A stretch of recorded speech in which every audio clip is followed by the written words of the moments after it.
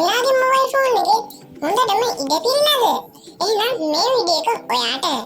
ඉතින් යාළුවනේ ඔයාලා හුඟ දෙනෙක් මේකට පුරුදු වෙලා ඉන්නවා මොබයිල් ෆෝන් එකක් පාවිච්චි කරන්න. ඉතින් මේක Android ෆෝන් එකක් වෙන්න පුළුවන්. ඉතින් Android ෆෝන් එකක් පාවිච්චි කරන හැමෝටම ෆ්ලැග්ෂිප් ලෙවල් එකට හෝ මිඩ් රේන්ජ් ලෙවල් එකට යෑමේ හැකියාවක් නැහැ.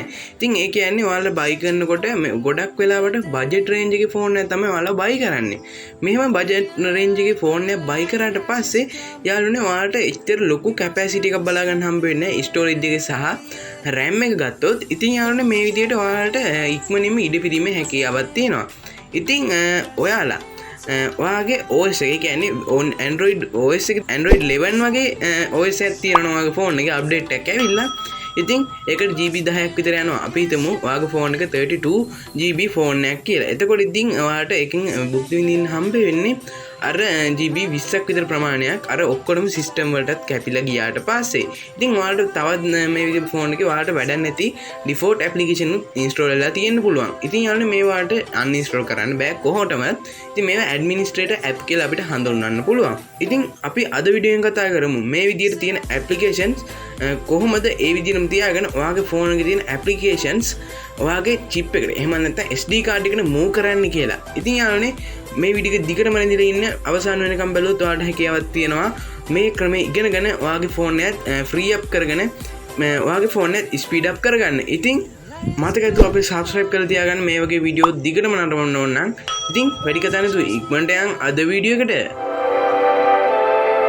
We will always take a stand for the people, for the land.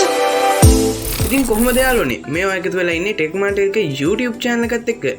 ඉතින් යාළුවනේ අද වීඩියෝ අපි කතා කරන්න ලෑස්ති වෙලා ඉන්නේ කොහොමද ඔයාගේ mobile phone එකේ තියෙන applications ඔයාගේ chip එකට හෝ SD card එකට move කරගන්න කොහොමද කියලා.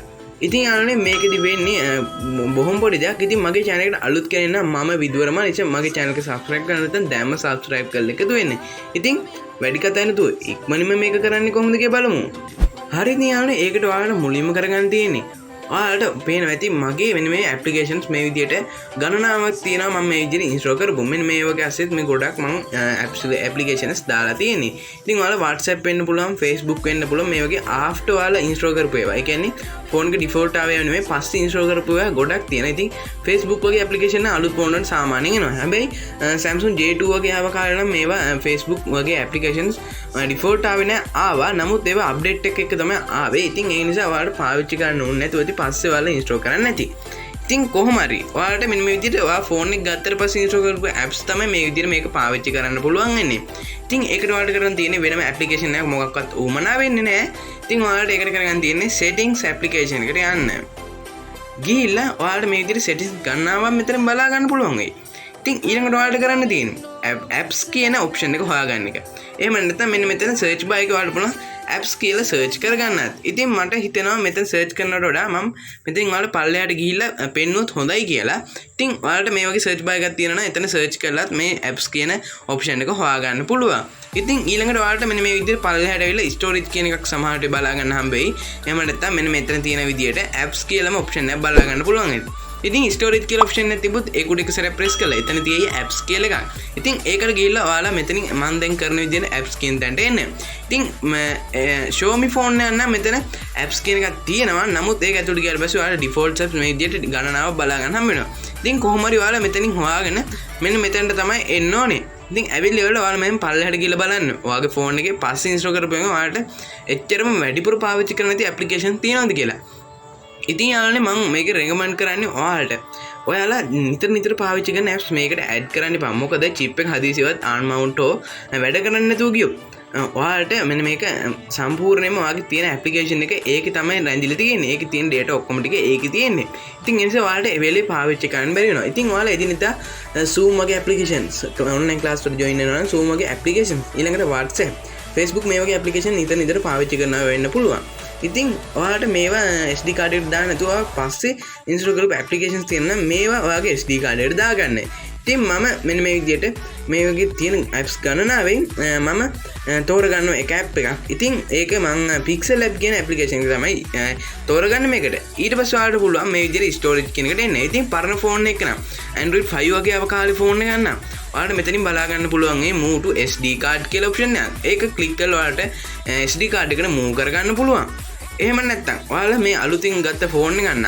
මේ ළඟදි ගත්ත ෆෝන් එක යන ඔයාලට කරන් තියෙන storage කියන එකට යන්න. ගිහිල්ලා ඔයාලට බලා ගන්න පුළුවන් මෙතන storage use කියලා මෙන්න මෙතන internal storage කියලා වැටලා තියෙනවා. මෙතනින් ඔයාලට පුළුවන් change කියන option එක දීලා SD card කියන option එක තෝරන්න. ඉතින් මේ වගේ එකක් ඔයාලා සමහරට මේට වඩා වෙනස් විදියටත් එන්න පුළුවන්. ඉතින් ඔයාලා කොහොම හරි move කියන මෙන්න මේ option එක ඔයාලා කියවලා බලලා කොහොම හරි මෙතනින් move කියන එක තමයි කරගන්න ඕනේ. ඉතින් මේ විදිහට ඔයාලා move කරගත්තට පස්සේ ඔයාලට පේන්නේ transfer pixel lab කියලා මේ විදිහට මම pixel lab එක මේ විදිහට move කරන නිසා transfer pixel lab කියලා මෙතනින් වැටලා තියෙනවා. ඉතින් ඔයාලට මේ විදිහට බලා ගන්න හම්බෙයි මේක move වෙනවා. ඉතින් පොඩ්ඩක් වෙලා ඔයාලා බලාගෙන ඉන්න. මගේ 93% මේ වෙනකොට send වෙලා තියෙනවා SD card එකට. අපි පොඩ්ඩක් බලාගෙන ඉඳිමු.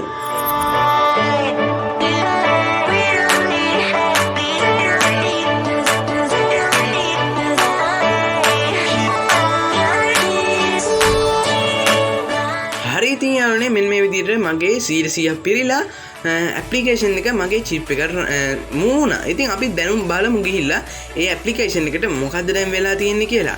ඉතින් මම මේ විදිහට මේ Pixel Lab කියන ඇප්ලිකේෂන් එක මෙතන තාමත් බලා ගන්න හම්බ වෙනවා. මේක උඩ එක සැරයක් ප්‍රෙස් කරනවා. හරියන්නේ ඊට පස්සේ මම මෙතනින් storage කියන එක නැවතත් යනවා. ඊට පස්සේ ඔයාලට බලා ගන්න පුළුවන් external storage කියලා මෙතන වැටලා තියෙනවා.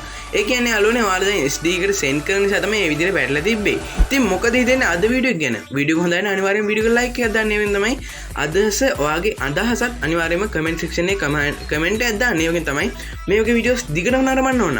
ඔයාට හැකියාවක් තියෙන රතු පාට subscribe button එක press කරලා ඊට හැපෙතින් තියෙන bell icon එක press කරලා එන all කියන button එක press කරගෙන තියාගන්න. එතකොට මම මේ වගේ වටිනා වීඩියෝ එකක් දැම්ම ගමන් ඔයා ළඟටම ගෙන්න ගන්න හැකියාවක් තියෙනවා ඒ වීඩියෝස් වල notification උත්. ඉතින් මතකතු අපේ subscribe කරන්න. ඉතින් මේ වගේ අලුත් වීඩියෝ එක හැම එකක් ඔයාලා හැමෝටම සුබ දවසක්.